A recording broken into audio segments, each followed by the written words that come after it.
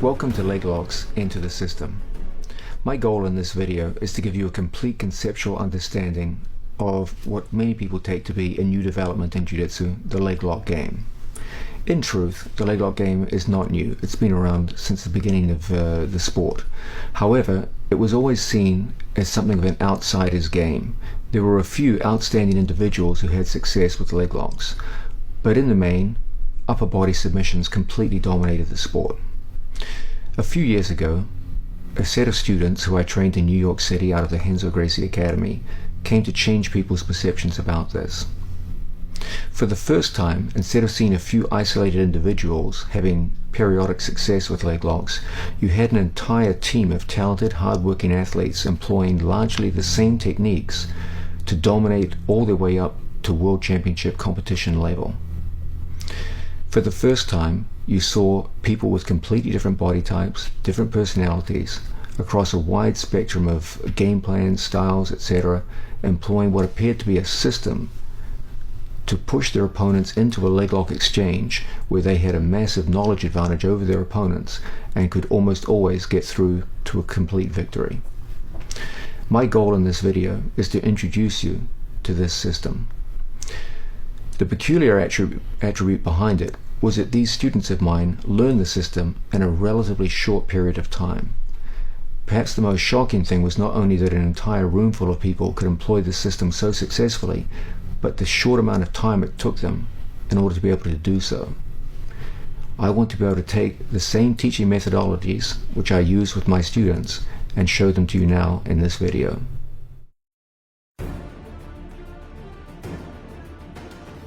We can describe the Leglock system in the following terms. There is a general or overall system. It consists of 6 essential and sequential skills. The first 2 skills involve 2 skills welded together. That's because in practice they're so closely unified that they can't realistically be pulled apart. So the first essential skill is grip and inside position. The second is distance and connection. The third is your ability to break an opponent down to a hip. The fourth, to be able to negate your opponent's resistance to the control in which he finds himself. The fifth is to generate heel exposure. And the sixth is to break your opponent's leg. These 6 essential and sequential skills run throughout all elements of the Leglock system. However, in order to manifest those skills, they have to be further divided into 3 subsystems. These are the straight Ashigarami system, the cross Ashigarami system, and the reverse Ashigarami system. Each one of those subsystems has a central problem which they are designed to overcome. So, for example, the cross Ashigarami system faces the turnout problem as its central problem. The straight Ashigarami has the shared spiral as its central problem. And the reverse Ashigarami has the cross leg problem as its central problem. Fourthly, there are 10 core principles which characterize the Leglock system.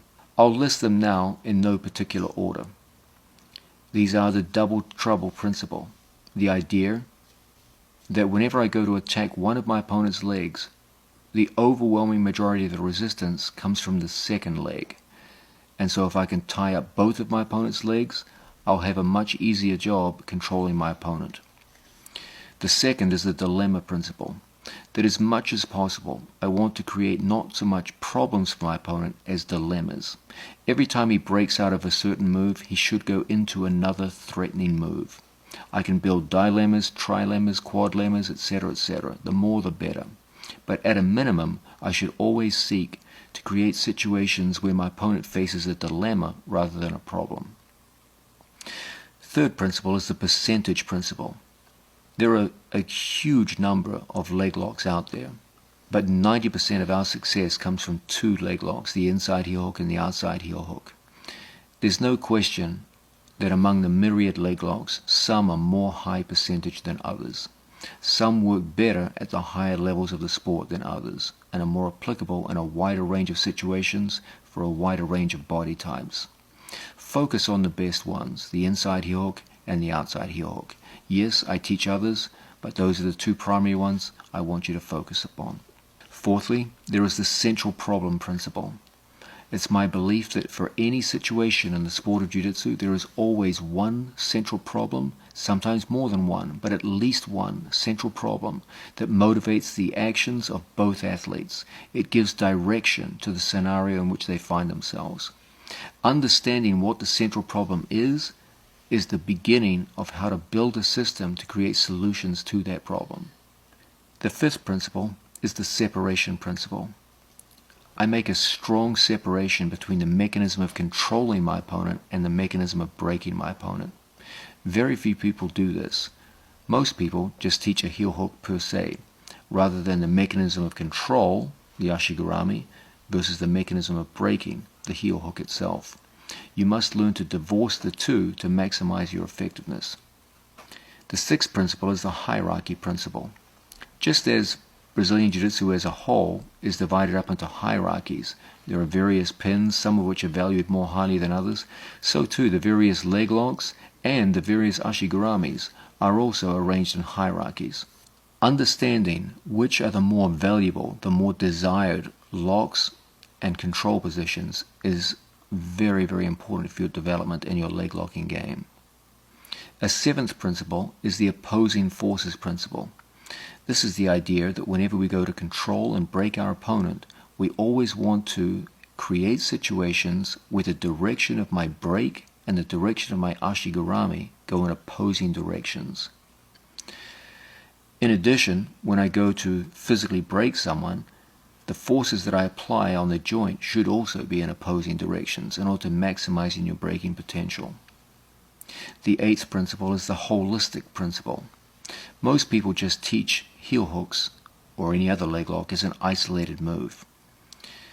We've seen this idea that the best way to understand leg locking is to look at it as a sequence of events that begins long before the heel hook itself is enacted. It begins with things like grip and inside position.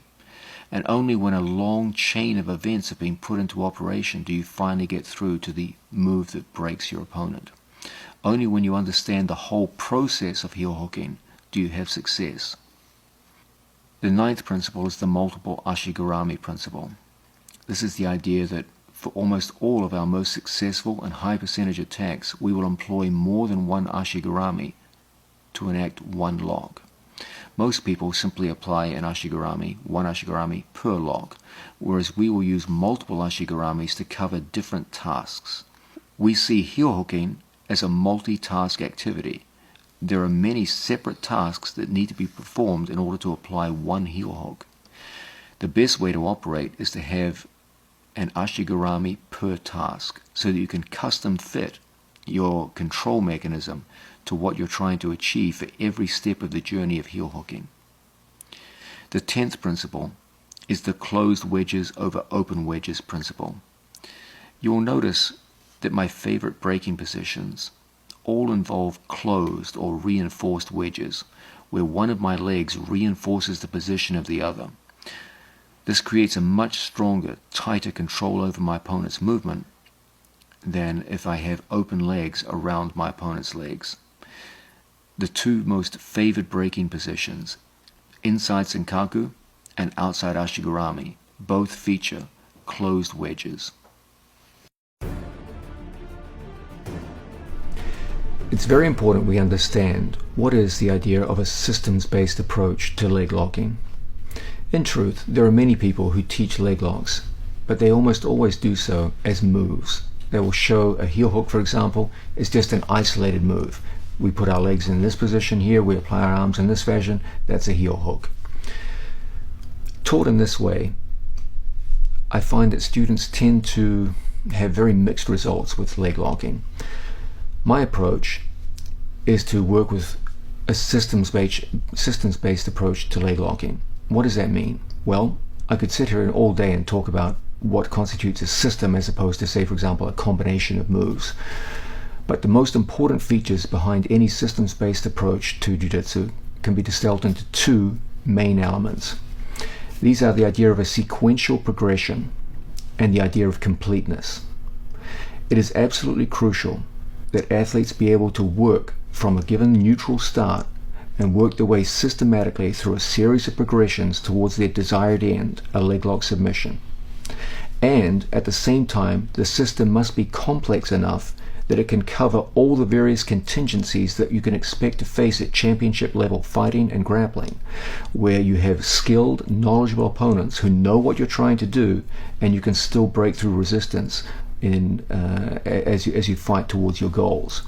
So this idea of sequential progression and the idea of sufficient complexity to overcome the expected lines of resistance is going to be key in our explication of this systems-based approach to leg locking.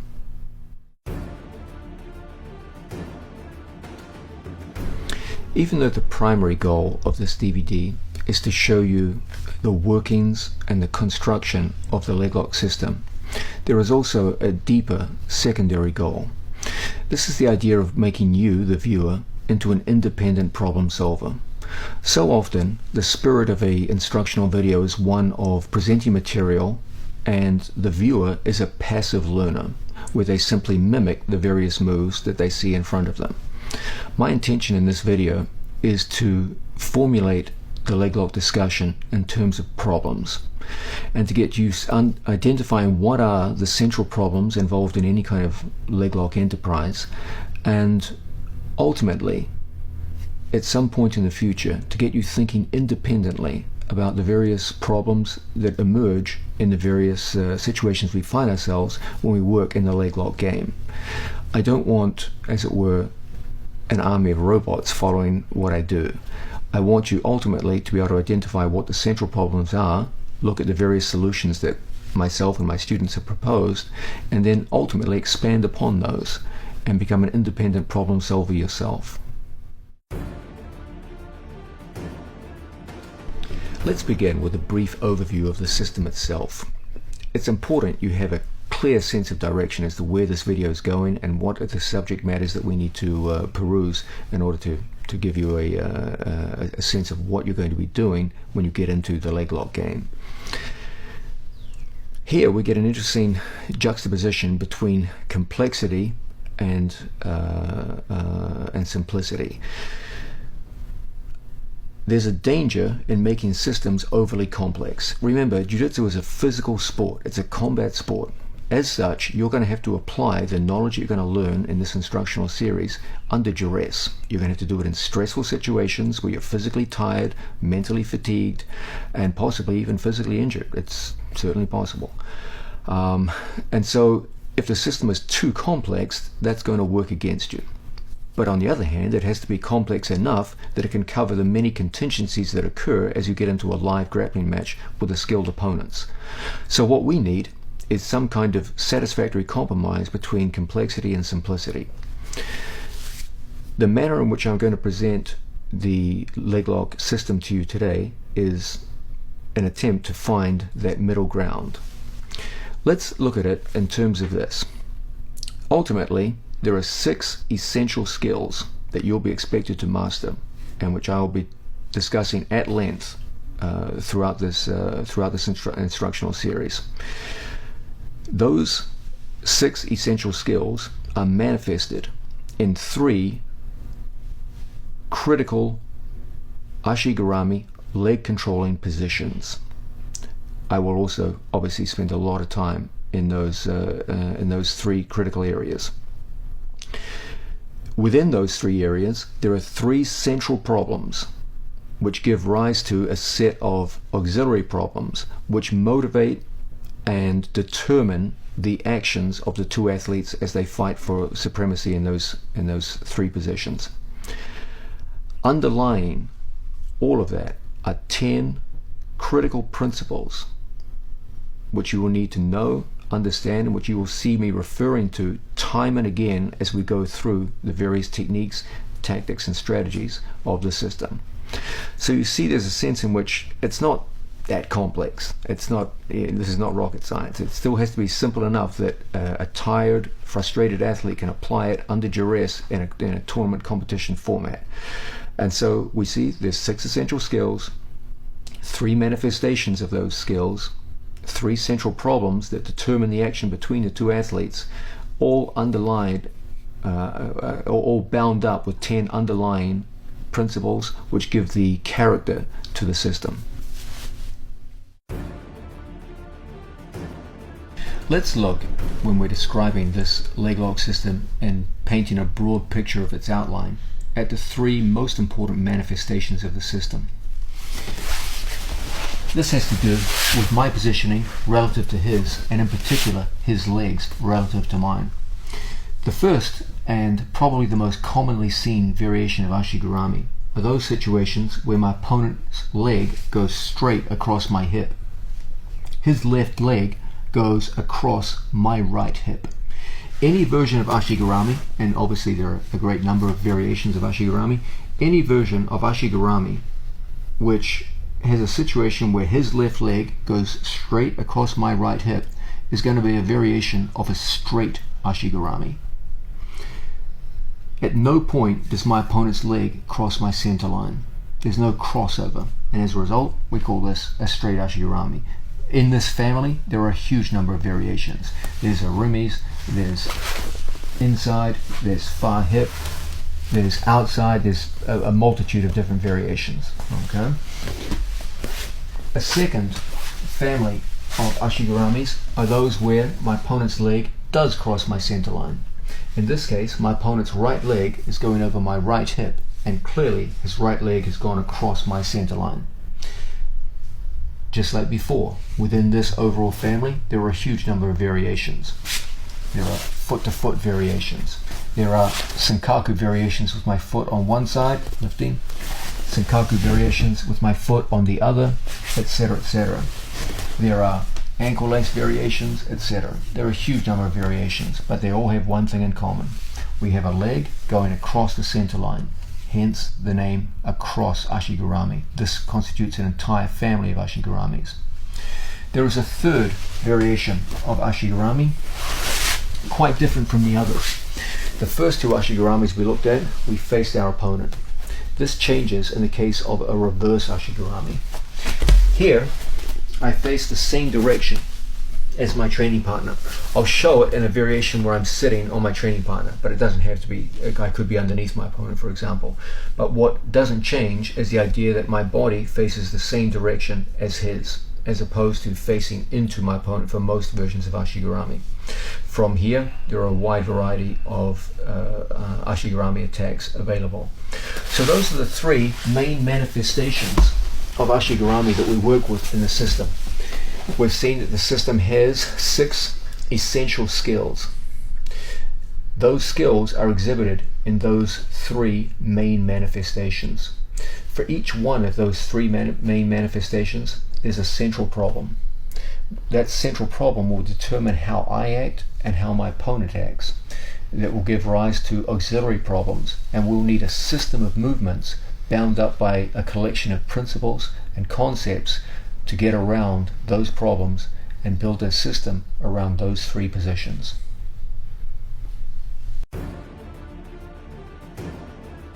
Now, it's time to get into the first of the essential skills, grip and inside position. Now, I know what you're thinking. That's 2 skills, grip, inside position. Well, in truth, when you're in competition, the 2 are so closely interwoven as a skill set that it's detrimental to teach them apart from each other. Remember, you're going to be using them in unison, so I normally teach them in unison. What does this mean? What does inside position mean? What do we talk about when we mean inside position? Well, whenever we go to work to control the human body, we are always struck with 2 basic options that we work with. When I go to control my opponent's limbs, I can control them from the inside, where my elbows and wrists are inside my opponent's arm, for example, or I can control from the outside, where I control, for example, 2-on-1 gripping. Okay, what's the difference? Well, inside control, I take my opponent's limbs out and away from his center line. Outside control, I push the elbow in this case across the center line. As a general rule, one tends to expose and isolate a limb, whereas the other tends to expose my opponent's back. Okay? Both are extremely useful means of controlling the human body. If you're going to call yourself a master of jiu-jitsu at some point in your life, you're going to have to master both of them. As a general rule, however, almost all of the leg lock entries and attacks that we utilize some form of inside position, particularly with the lower body. That means my feet, at least one of them, must be inside my opponent's legs, anywhere from the hip, the knee, to the ankle. Okay? If both of my legs are on the outside of my opponent's body, there are many good attacks I can use from here, but they are mostly upper body attacks. I myself would now be rather vulnerable to my opponent's attacks with my feet in the outside position. So for both safety from his attacks and my ability to get into my own attacks, we generally look to fight a battle for inside position regardless of whether my opponent is on his knees, as he is now, or whether he puts one leg up, or if he goes into a full standing position. At least one of my feet must be in the inside position before I can go into my opponent's legs. And as a general rule, we typically prefer 2 feet inside. It's also important that we understand there's a difference between inside position, which is our first prerequisite, and inside control. Control is a much stronger concept than just having my feet inside my opponent's legs. I have to actively interfere with my opponent's ability to move his body as he wills. So for example, if someone is standing over me, here my feet have the inside position, but I'm not even physically touching my opponent, so of course I have no control over him. This would stand in contrast to a situation where I actively hook my feet to various forms of inside position. Okay. Now when my opponent goes to step away from me, I use a sticky foot. As he takes a high step, for example, my foot sticks to the back of his knee. It actively hooks onto my training partner. Now I'm physically controlling him. Okay. Say for example I wanted my opponent to take a step forward. I can use the inside position, that sticky hook, to physically lift my opponent's foot, bring it to me, and now we can start going on the attack in various kinds of ways. Okay. So we begin with inside position. But ultimately, I want you to start working towards the idea of inside control, where you're using your feet in the same manner you use hands to grip and move people. You'll be learning to use your feet to grip and move people. We just looked at the idea of inside position and inside control. Now let's go to the other element, which we have to work concurrently with that, the idea of grip. Now, it's very, very important you understand gripping will be probably the first activity you engage in any grappling match, or even just everyday sparring. It's absolutely critical that we distinguish between positive and negative gripping, and the notion of gripping for a purpose. If I have an opponent in seated position, one thing which I always preach to my students is the idea of positive gripping. Okay, this is gripping for a purpose where they use grips to enter into attacks. There's 2 basic ways we can use gripping. We can use it in a positive and a negative way. If I have an aggressive opponent underneath me and I'm afraid of his grappling skills, I may well use gripping in a negative sense. If he goes to get a grip on me, my whole thing is just to pull away. Okay, if he takes inside position, my whole thing is just to negate him. I'm not playing a positive game. I'm playing a very negative game, where every time I feel him get any form of grip on me, I'm simply breaking grips and moving away. Okay? This is the exact opposite of the spirit in which I want you to learn. This is a very negative kind of game, which doesn't lead into any kind of submission. There's a sense where you're actively trying to deny your opponent's control, but at the same time you're not trying to assert your own control that leads towards submission. Done in this way, grip fighting is a very negative and I think a very poor display of jiu-jitsu. What I teach to all of my students, and you'll constantly see them assert this in competition, is positive grip play, where they try to assert a grip upon their opponent with a purpose that leads them towards submission holds. Very often you will see opponents of my students play negative grips just to back away from what they see as dangerous attacks. And you will see a situation where one guy is trying to work with positive grips and the other guy with negative grips, and it can deteriorate into a rather boring looking match. Let's focus on this idea of what constitutes a positive gripping game. If we switch positions, when I grip, I must do so for a purpose. I must have a clear sense of what I'm trying to accomplish. Okay, if my goal is, for example, to get into some form of ashigarami, my initial gripping must reflect that. Okay, so I must have a clear sense of what I want to achieve. Let's say, for example, I wanted my opponent to put his right leg up to facilitate a grip into ashigarami. A good way for me to do this would be to assert an initial double wrist grip and threaten an arm drag. Okay, if my opponent keeps his knee on the floor to the arm drag, then it's very easy for me to access his back. Okay, so I had a clear sense of what I wanted to do. My opponent knows that. He knows back exposure is a bad thing, so when I go into the drag, he puts his leg up. That's a smart thing for him to do. If I continue the arm drag, my opponent can put his leg over mine. From here, my arm drag deteriorates into a situation where I'm just pulling him on top of me. I didn't get his back at all. Okay. Knowing all this, I can play a very positive gripping game where I threaten an arm drag, I get a wrist control, I threaten a drag, I see my opponent come up, and now from here I switch to a 2-on-1 grip on my training partner's leg. Okay, I now have a positive form of gripping which leads me directly into an ashigarami. Okay, this would be a simple example of a sense of direction with gripping. I began with what I wanted. I knew from the start what I wanted to achieve, some form of ashigarami contact, and I engaged in a gripping game which led us inexorably towards that goal. This is the sense in which I want you working with the notion of gripping. Have a sense of where you want to go, grip with a purpose, and get to your goals.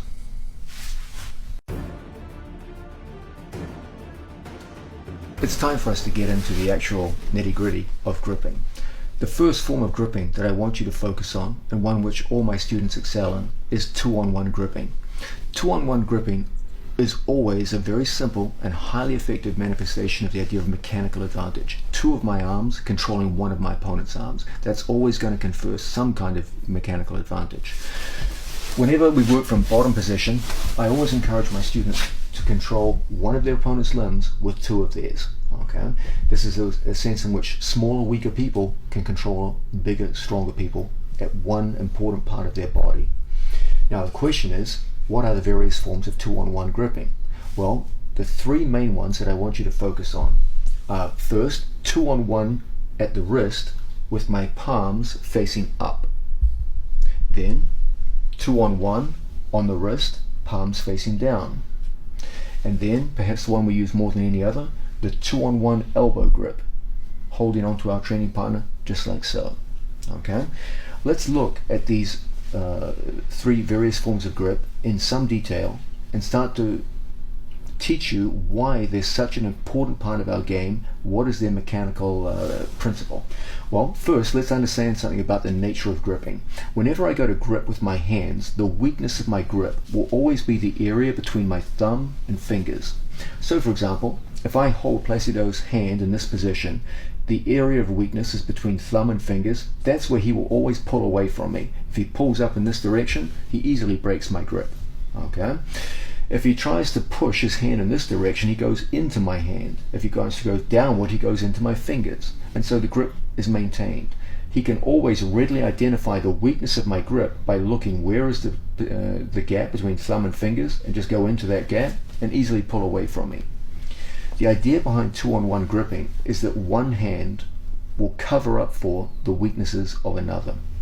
The way we do this is we take our thumbs pointing in opposite directions and we lock over so that the area of weakness between thumb and finger is covered by the other hand.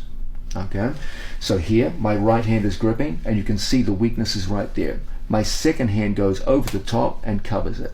Okay, as the thumbs interlock over each other, the weakness of my right hand is covered by the strength of my left, and vice versa. Now as my opponent goes to pull away, there's no inherent weakness in the grip. In this way, weak people can feel immensely strong, and they can be highly effective grippers. I don't have particularly strong hands, but when I get a grip on someone, they feel it as a difficult grip to break. Not because of any strength on my part, but just because I cover the weaknesses of my one hand with the strength of the other. Now, when we apply 2-on-1 wrist grips, this is exactly what we want to do. Okay, Whenever I go to grip my opponent, my choice as to how I'm going to grip them will be determined by their hand position. Whenever their hand is higher than their elbow, we typically go in 2-on-1 up. My hands palm up, the so-called 2-on-1 up grip, just like so. Okay. Now when Placido goes to pull away from me, it's shockingly difficult. I'm not going to say it's impossible. Of course, in a strong grip fight situation, people are going to break grips, but it's going to be difficult, and in the time available, it may not be enough. Okay. Whenever I see Placido's hands are lower than the elbows, then I will use 2-on-1 down grips. When he goes to pull away now, it's shockingly difficult. Okay. Whenever I see my opponent's hands in neutral positions, I will typically go through and capture the hands just like so. Okay. So when the hands are high, we typically go here. When the hands are neutral, we typically go here. And when the hands are low, we typically go here. Very often, this is correlated with whether or not your opponent is standing or on two knees. So for example, if Placido is standing over me, typically their hands tend to be lower than their elbows because they're reaching down for your legs. So more often than not, we'll come in here and catch with a 2-on-1 wrist down grip. Okay? When they're on two knees, typically their hands tend to be a little higher as they push the upper body, for example. Okay? And in these situations, we'll typically use 2-on-1 up grips. Please remember that whenever you have one of the grips, you can always go to another. So for example, if I have 2-on-1 wrist, there's nothing to stop me going into 2-on-1 elbow. Conversely, if I lose the elbow, I can always go back to 2-on-1 at the wrist. Moreover, when opponents grab me, that's a very common thing. It's not a difficult thing for me to exploit the weakness of their grip and then go into the various grips. As you gain an expertise, you will soon see that the strong relationships between these three forms of 2-on-1 gripping mean that you can effortlessly go from one to the other in long sequences and start to exert positive control over your opponent in ways that will start to set up your leg lock game. A drill which we'll often do is to start with our feet in the inside position and our hands in front of our training partner like so. He'll go to get grips on me, it's like so. And now we just turn the wrist down, peel a grip off, and we turn his grip into our grip. This is absolutely critical. You must realize that in any grip fighting exchange, it's going to be exactly that, an exchange. You're never just going to be able to come out and assert all your grips on a skillful opponent. There will be a back and forth. You must be able to both exert your own grips upon your opponent and turn his grips into your grips. It is critical you be skilled in both. So if someone catches my wrist, I should always be able to turn this into my grip. Now as he goes to peel a wrist off, I should always be able to work in this fashion. As I lose a grip, I should be able to gain a grip. I pull, and now I go in like so. Okay? And that you can see that within a very short time frame, you learn to go from grip to grip to grip. And you will be using a relatively small number of different grips, 2-on-1 wrist down, 2-on-1 wrist up, and the elbow 2-on-1 in large combinations. And those three simple moves will be responsible for a large percentage of your initial entries into the leg game.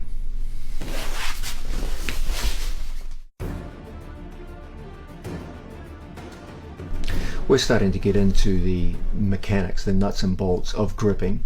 We're looking first at upper body gripping. One of the first methods of upper body gripping that I want you to excel in is the idea of 2-on-1 gripping. This confers an immediate form of mechanical advantage over an opponent and enables us to use a big part of our body, two limbs, to negate or shut down the workings of one part of their body, a single limb. Now, we've seen that the three main forms of 2-on-1 gripping that I want you to work on first from bottom positions are 2-on-1 wrist grips, palm up, 2-on-1 wrist grips, palm down, and the 2-on-1 elbow. And these can be used in combination with each other. It's very important that we understand when we get into a positive grip fighting exchange with our opponent, you won't be able to hold grips for extended periods of time. Don't think you're a failure if you go on and someone just eventually pulls the arm away from you and probably grabbing a wrist, for example, and pulls away from you. That's all part of the game. Okay. It's unlikely you're going to be able to hold any given grip for longer than a few seconds on a skilled opponent. But that's fine because we use grips in combinations, okay? Just as no good boxer would expect to land every single punch that he throws, but rather only a small percentage of them, so too with grips. You're not going to impose every single grip you attempt. That's just not realistic. So what we want is not the idea of you getting an immensely strong grip and just holding on for dear life and seeing how long you can hold. That's not the idea behind gripping. The idea is to be able to create movement which leads into submission holds, okay? So really, if I get a first initial grip of my opponent and I see my opponent start to pull away from me, it's just to flow into another grip, okay? And we just go grip for grip for grip. Now, a common mistake here is that people have a tendency, when they get a strong grip, to hold and lock down and resist, okay? It's natural you should feel this way. You think, hey, I've got a grip, shouldn't I hold it long enough to win with it? No, that's not really the idea, okay? First, let's talk about physical strength. I don't want to use just the grip of my fingers and forearms. That's not the idea. The primary strength that you have is not manifested in your hands. It's manifested in your elbows. Let's talk about what we call the immovable elbow. Placido is just going to stand up over me. Okay. One of the strongest structures in the human body is the connection of my elbow to my own hip. If we lock fingers, just in like so, and Placido uses his strength to pull me up off the mat, you will see that my elbow will not leave my hip. My whole body will be dragged across the floor before the connection of elbow and hip is broken. You must learn to utilize this incredible structural strength of the human body. Whenever we get 2-on-1 grips, the first thing we want to do is take an elbow to hip structure. That's where the strength of the grip is, not in your hands. I don't care how strong your hands are, they're not that strong, okay? If I locate all of my strength just in my hands and someone just strongly yanks their hand away, they're going to get away from you, okay? My first thing, once I assert a grip, is to take my elbows to my own hips, okay? So we lock, there's the 2-on-1, I will take my elbows and I bring them forward. As my elbows go forward, as my elbows come back to my hip, my shoulders go forward, so that my body is hunched over whatever I'm gripping. If there's extension and shoulders back, that's when my grip is weak. Everything now is just in my hands. One good yank from my opponent and he's gone, okay? So what we want is a situation where once we catch in a hand, we cover the weakness of the hand with the other, and then from here we contract around what we're gripping. My shoulders come forward, my elbows come to my hips. Now, even as Placido walks backwards on his buttocks, he feels like I'm like an anchor, hard to pull away, okay? But even this is not what I want you doing.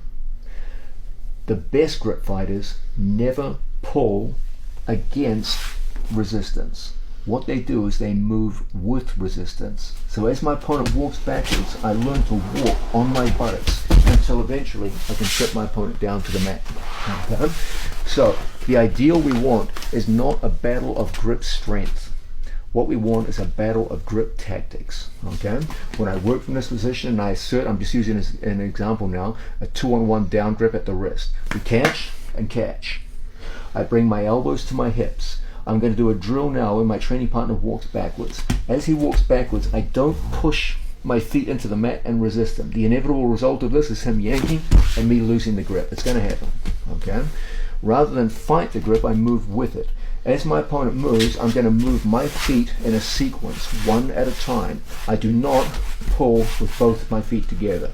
I catch 1, 2, he goes to walk backwards, and I walk along the mat until I can trip him down to the floor. So we moved with the strength of his resistance rather than planted ourselves and pulled against it. Okay? As remarkable as the elbow to hip principle is, we don't want to completely rely upon it for our grip strength. So we catch. Now from here, elbows to hip, as he goes to pull, and move with his body, one at a time, until we can trip him down to the floor.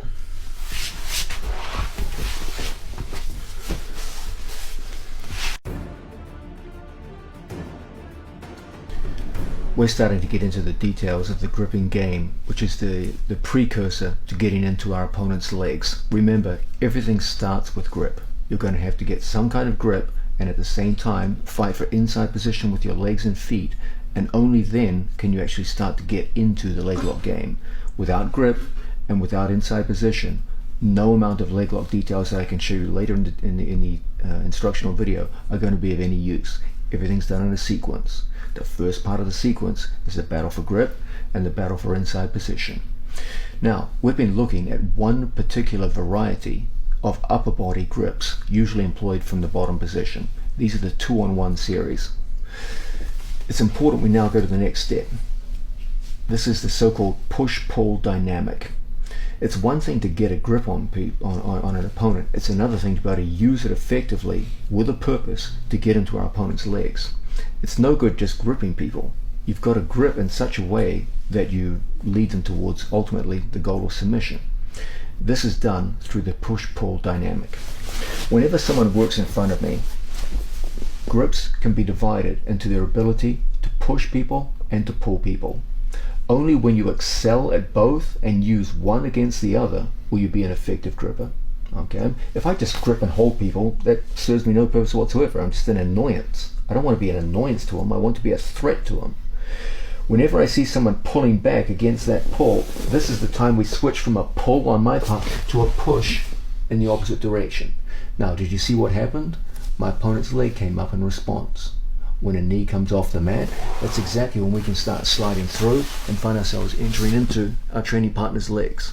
And it came out of that essential push-pull dynamic. Okay? So for example, if I pull on my training partner and he posts a leg to prevent being pulled forward, that's exactly when, from here, I can go into my training partner's legs. When I pull on my training partner, say for example I have double triceps, from here I pull and I see him pulling back and away from me, this may well be a time for me to go into another form of grip. Okay, so for example I could come in and take the 2-on-1 grip. I pull in here and I see my opponent standing up to get away from me, and this may well be a time when I can start hooking into my training partner's legs and driving him into some form of attack. But everything comes out of a push-pull dynamic. If you only pull or if you only push, you will be half, even perhaps even less, as effective as you could have been when you mix the push-pull and live combat. Remember, what you're looking to do is to use grips for a positive purpose. Almost always what we do with the gripping exchange is to get an initial reaction out of our opponent. When we feel some kind of resistance, we'll go into combinations, he goes to pull, and suddenly we've got an initial set of openings that we can use on a resisting opponent. From here we can start going into legs, etc., etc. But everything has to generate movement. The single easiest way to use grip to generate movement that leads into submission is to make use of the push-pull dynamic. As I pull upon my opponent and I get a rearward reaction against that, I switch to a push, and vice versa. Constant, repetitive use of the push-pull dynamic is the single most important way in which you will generate openings to go into your opponent's legs.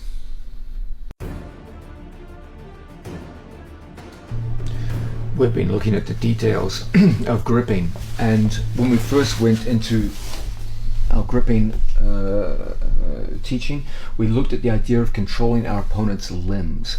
In particular, we looked at the idea of 2-on-1 gripping, 2-on-1 wrist up, 2-on wrist down, 2-on-1 elbow, our three favorite forms of 2-on-1 gripping from butterfly guard situations.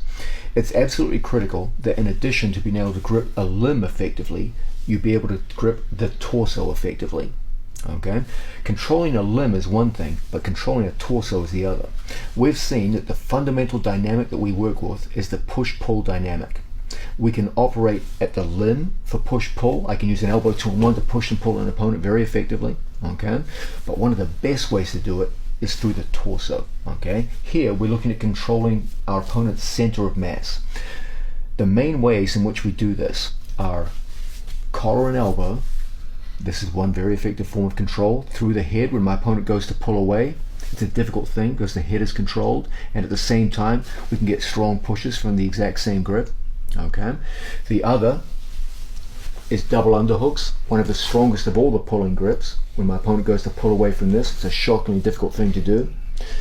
The other is a tight waist grip on my training partner, also a very good pulling grip to bring my opponent's torso forward.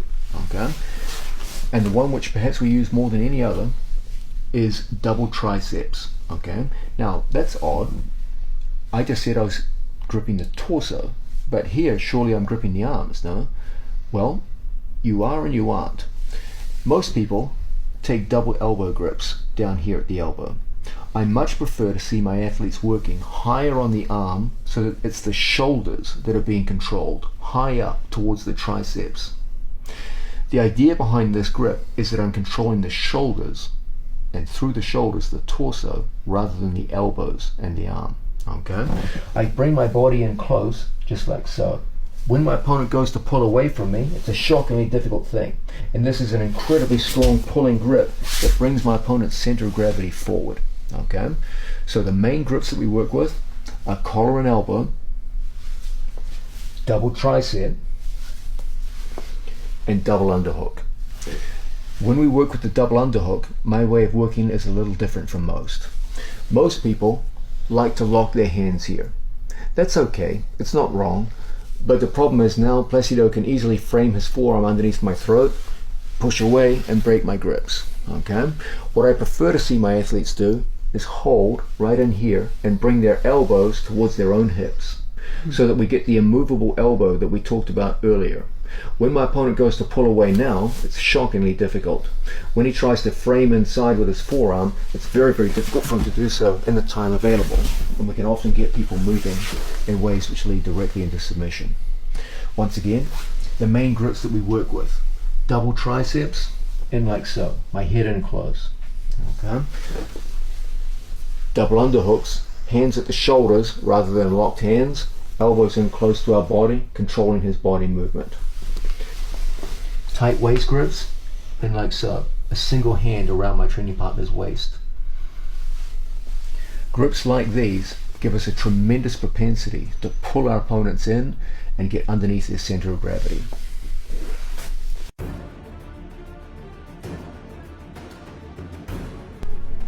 We're looking at the idea of gripping for a purpose from a bottom position.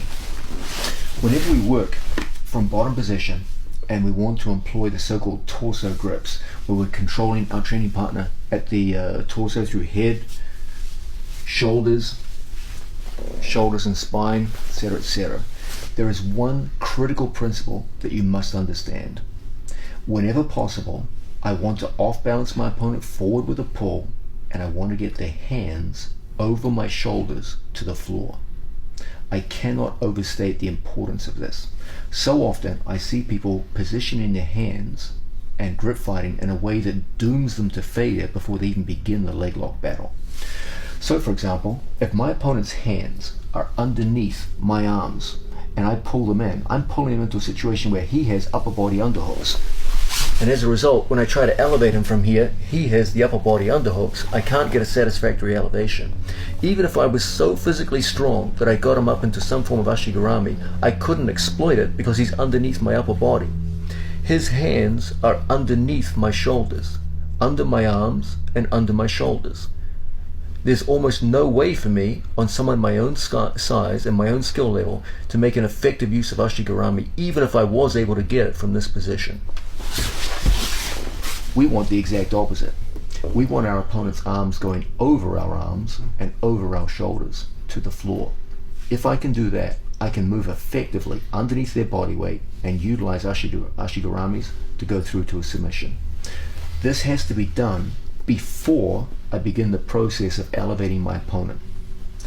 What I do is I play a game where I maneuver my opponent's hands into situations where they are higher than my hands. Okay?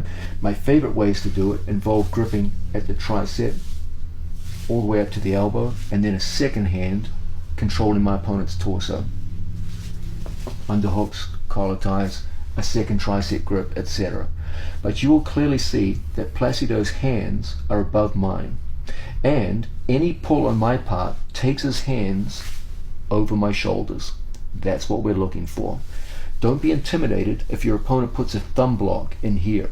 You can always break a thumb block just by pulling and turning your elbows in and getting those hands over your shoulders. You must develop this as a skill. It's subtle, people don't see it, but it's critical for your success. Always in these situations, we're going to start by taking our training partner's arms, even if he has double thumb blocks, and from here, breaking the hands over my shoulders. Now, any elevation on my part will put Placido's hands on the floor over my shoulders. There's no underhooks on his part from here. And as a result, I can continue that process of elevation in ways that ultimately will land us into the leg lock game. This has to be understood and it has to be practiced on your part. Let's go through some common sense examples of this in operation. Whenever my opponent has any form of upper body grip on me from here, I'm always looking to get this situation. His hands going over my biceps and shoulders so that any pull forward brings his hands into a situation where, yep, they're down on the floor over my shoulders. What we're actively looking to avoid is a situation where his hands are inside my arms so that when I try to elevate him, his arms are underneath my arms. I can't get anything going from here. I'm shut down. And he's actually in a fairly strong passing position. We have to have a sense of where are his hands in relation to my arms and shoulders. Okay? This is what we want. His hands on top. So that everything that pulls brings the hands over the shoulders.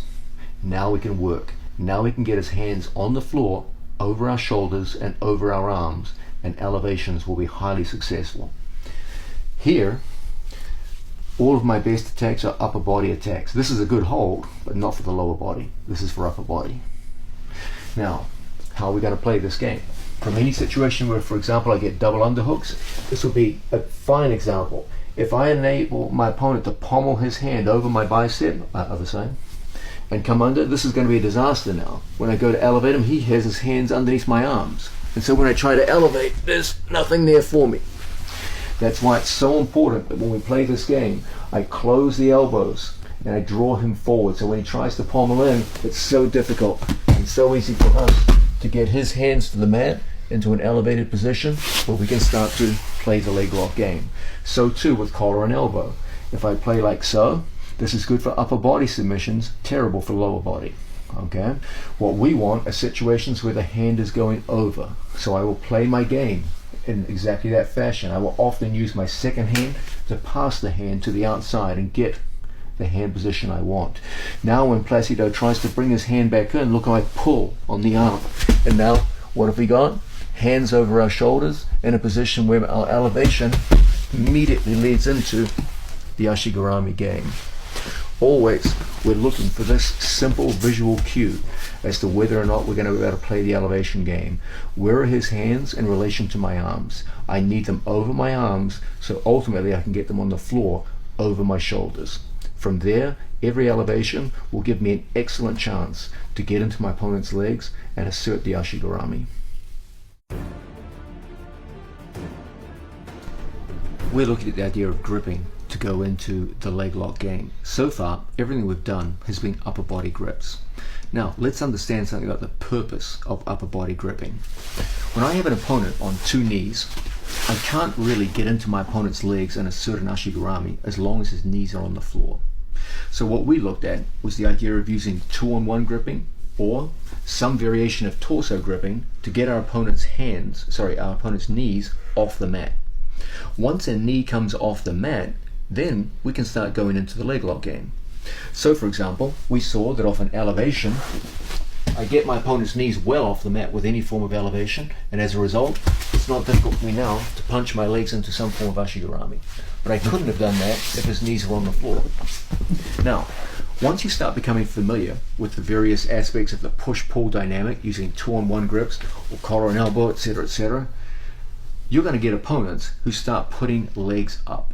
Okay, they do that to widen their base. If they don't put the legs up, it's relatively easy for you now to start sweeping people. Okay, so you often see this dynamic where the legs go up, etc., etc. The moment someone posts a leg, the knee comes off the mat, I can go into the legs. Okay, remember that's always my visual cue. Are the knees on the mat or not? If someone's posted a leg, he's taken the knee off the mat for me. I didn't have to elevate him. Okay. Correspondingly, if someone stands up, obviously now both knees are off the mat, and I go directly into the Ashigarami game. Okay. But if he's on two knees, we needed an upper body gripping game to force their knees off the mat so we could enter the legs. Okay. Now we're looking at a situation where my opponent has willingly posted a knee. It might be because he wants to stand up, for example. Okay. Whenever we see a posted knee, our first thing is to ask, are my feet still in the inside position? because it's possible for my opponent to post his foot inside my feet and steal the inside position from me.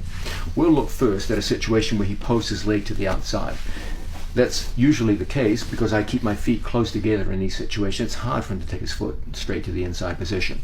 Whenever we see a posted leg to the outside, we're going to take advantage with a 2-on-1 leg grip. We've been looking at 2-on-1 arm grips, now 2-on-1 leg. When we go to snatch a leg, my favorite way to do it involves a grip below the knee and a grip above the knee. When we do this, people often misunderstand the nature of 2-on-1 leg gripping. They think you grab the leg and pull the leg. No, you grab the leg, yes, but you don't pull it. You hold it in place. Remember, a leg is much stronger than your hands. Realistically, you're not going to be able to pull someone big and strong around by the leg with your hands. So what we do is we shoot our hands, and I take my knee right behind my training partner's knee. So I have wrist deep, one at the calf, one at the thigh. My whole thing is to get my knee behind his knee. I find the top of my knee into the pocket of his knee. Okay? So if my situation where we're facing each other and I see my opponent post a leg, I come out and I insert the 2-on-1 grip. Now I use my feet to pull my body in, and I put my knee right behind his. What brings him to me is not my hands. My hands are only designed to prevent him from stepping his leg off my knee, like so. That's all they do. My knee brings him to me. It's my knee coming back to my chest that draws my opponent's body weight. I make it a battle of my leg against his leg, not my hands against his leg. Now from here, the feet come up, and we're in an ashigarami and ready to play. Once again, from any situation, 2 knees down. We're playing the upper body game, and as we play here, we see an opponent post a leg. Off that push-pull dynamic, my hands come back, we snatch the grip. I use my feet to pull myself in, and I put my knee in behind his knee. My hands prevent him from kicking out. That's all they do. But what brings him to me is my knee to chest action. From here, I fit the ashigarami in place, and we're in a position now where we can go on the attack.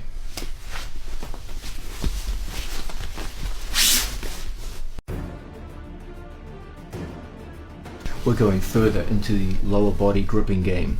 We've seen that whenever we work the upper body gripping game, there's going to be a motivation on the part of your opponent as you go through the push-pull dynamic for him to start posting legs. Now, we just looked at a situation where our opponent posted to the outside, retaining our inside position. What if we have a tactically smart opponent who puts his foot on the inside? Okay, now there's a sense in which he's stolen the inside position from me. We know already that inside position is one of the prerequisites for success here. Okay, what do we do in these situations? Well, potentially this is kind of dangerous for me. Okay, my opponent can start knee driving and go across my hips and go into strong guard passing positions from here in either direction, one towards the mount, one towards the side. Okay, so what should I be looking to do? Well, I want to, most of the time, take back some form of inside position. Okay, there's a bunch of ways that we'll be looking at later in the instructional to do exactly that, but I want to look at some foundational ones right now. One of my favorite things to do is to take away initially the danger of a strong knee drive. Okay, if my opponent gets some kind of upper body grip from here, say for example collar or even worse underhook grips, my opponent can immediately start cutting across my hip line and causing real problems for me here. Okay, so I've got to take care of that danger first. Okay, even if he's very, very close to me now with his legs and in a strong driving position, we should still be able to be effective here. My first thing is to stop the knee drive. So I take a 2-on-1 grip and I just post on my training partner's knee. Okay, now from here I take my leg out wide. A common mistake here is athletes try to pommel their foot in from this position and find it extremely difficult. You need extraordinary flexibility to do so. If we bring our leg out wide, now we can always fit the leg in. Okay, I have a hip replacement, and if I can get a hip replacement leg in like this, you should be able to do this pretty easily. So I block, elbow to hip, just like so. I bring my leg out wide, and in one motion I pommel my foot in very, very easily. Now I go around the corner and I lock up wrist deep, palm down on my training partner's leg, just like so. Okay, now when he tries to knee drive now, I have the inside position.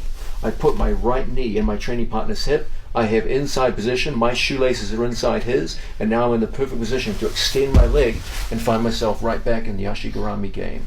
Once again, we have an opponent who's done a good job of getting inside position with his foot. There's a danger now that if he gets some kind of upper body control, he can start passing. Remember, what actually passes your guard is his knee, so stop that. I close my elbows to make the upper body game difficult for him to win, and I post. I bring my leg out wide so that I can easily pommel even a hip replacement leg to the inside position. If I don't do that and I just try to bring it in a straight line, it's difficult. We bring out and around, and we go in wrist deep and catch. Now, even as he drives forward, I put a cross frame in place, lift, elevate, and we're in position. Okay, let's have a look at that again and start to close in on the small details that make this work even against resistance.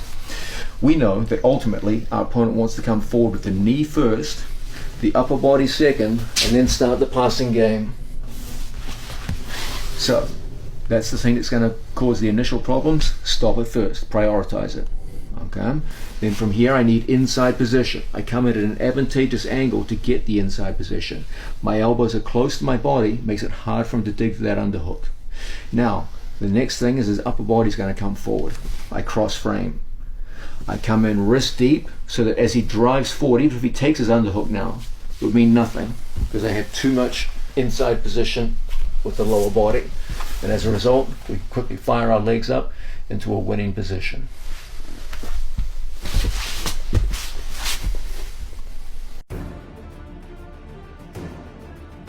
Let's go further into the shin on shin position, this time looking at the situation where my opponent is standing over me rather than on two knees.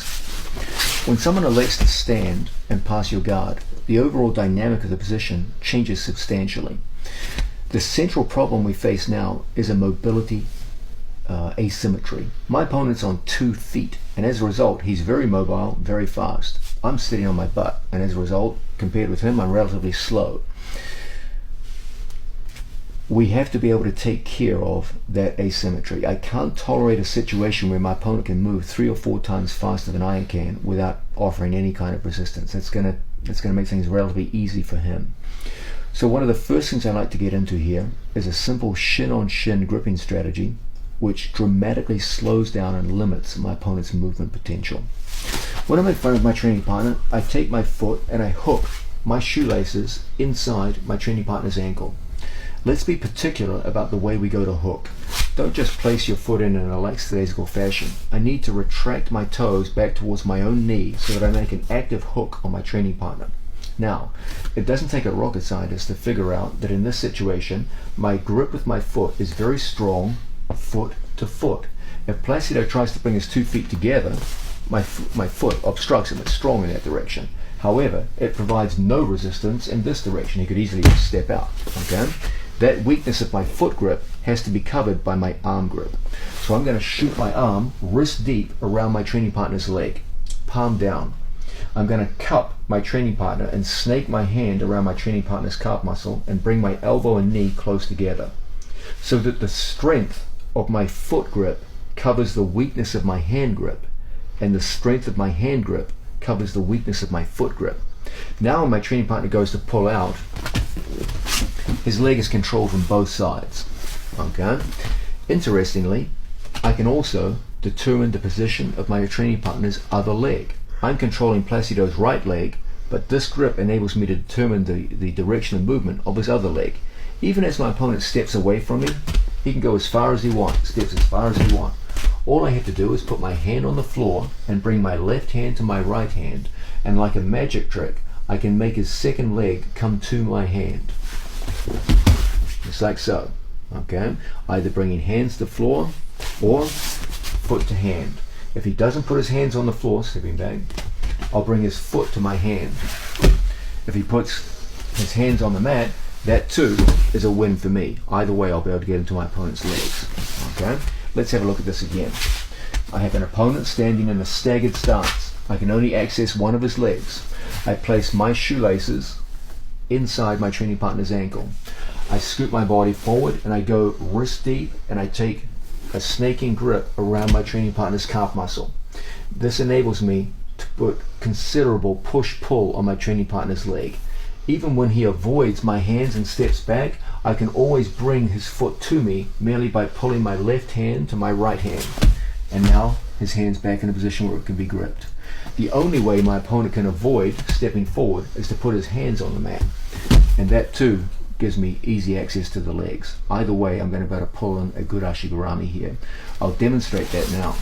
Again, we have an opponent standing over us. Say, for example, I start off with a grip here and I feel my opponent pulling away.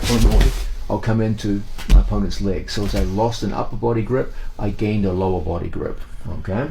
Now I want to exert control. I want him stepping where I want. He wants to step away from me, but I want him coming towards me. So I pull my left hand to my right, and I get immediate access to his foot. From here, it's an easy thing for us to come up into some variation of the ashigarami game. Correspondingly too, if he should prevent himself from stepping forward by putting his hands on the mat, it's just as easy. So I pull in on my training partner from here and I feel I'm losing upper body grip. I go into a lower body grip, just like so. Now, this time, he doesn't take a step, he puts hands on the mat. That too will create an unweighted leg. I simply post on my training partner's upper body and I'm right away into the ashigarami game. Okay?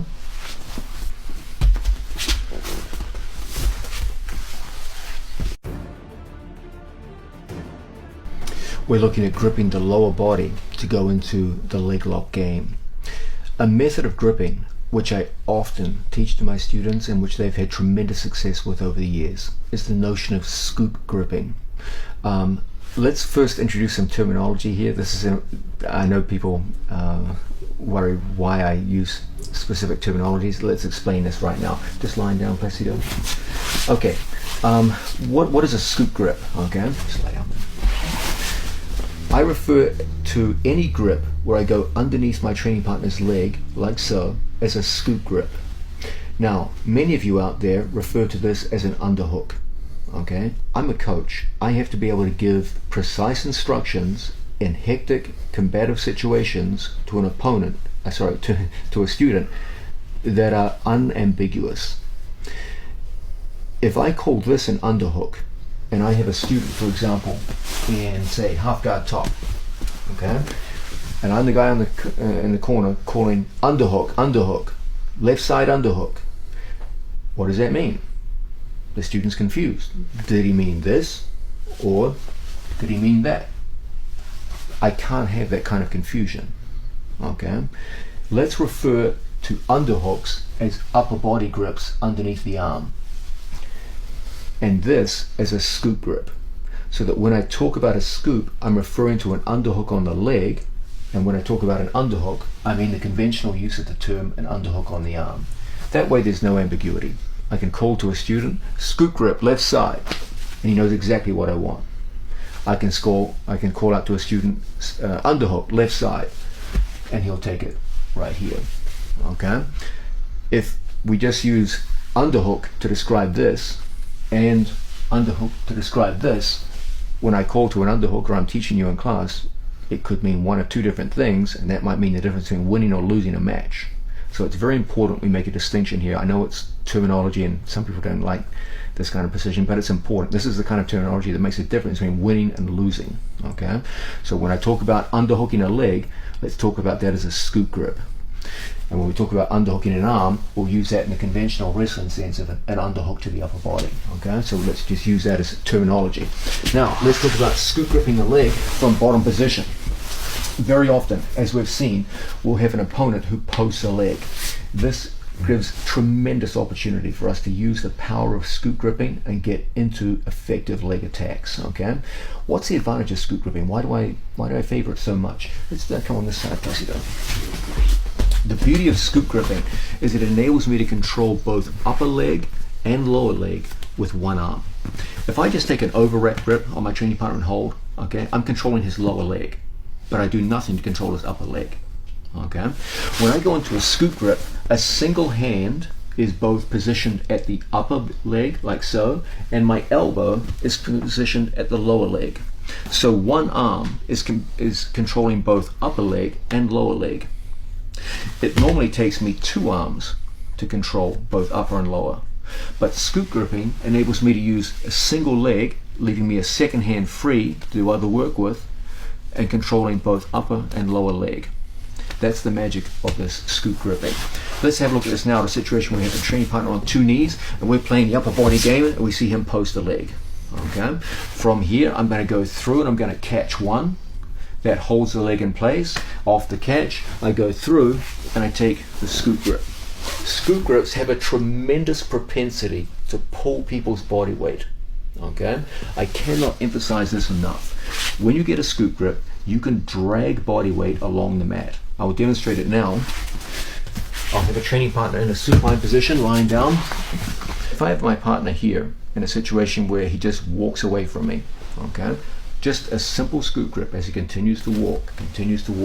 As he moves all this way away from me, just this simple scoop grip will enable me to pull him back with minimal effort. Okay, you cannot overstate the power of scoop grips for moving human body weight. As he moves away, he can go all this distance, but a simple pull with my right hand will draw him all the way back. That's the beauty of scoop gripping. From bottom position, it's no different. When I see my opponent post a leg, we go through, catch, and there's the scoop grip. The beauty of the scoop grip is that one hand now controls the upper body, the upper leg, and the elbow controls the lower leg. Now, even as he walks away from me, the simple scooping action draws him to me and brings his center of gravity under mine in ways which lead directly into the Ashigarami game. That's why we favor these scoop grips so much. So in a situation where we have an opponent on 2 knees and we're playing the upper body grip game, working in like so, and I see my opponent post a leg, this is exactly the time to go through and lock. Now, even as my opponent tries to flee the mat, it's so difficult for him to do so, he's drawn onto my legs in a way where his center of gravity has taken over mine, and now we're in the perfect position to start going into the leg game. We're looking at the idea of gripping the lower body to get into the leg game. So far, the grips we've had have mostly come from seated positions, but I expect you to be equally good in supine positions where you're lying down on your back. In these situations, probably the most common form of grip that my athletes use are ankle grips. If we have an opponent standing over us and we are in a supine position, it's hard for me to access grips to my opponent's legs at the knee or anything higher.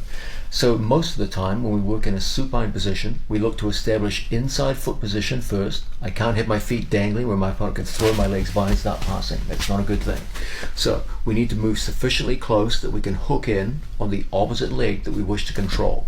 If my opponent is in a staggered stance and has, for example, his right leg forward and left leg back, then I will put the first hook on the back leg.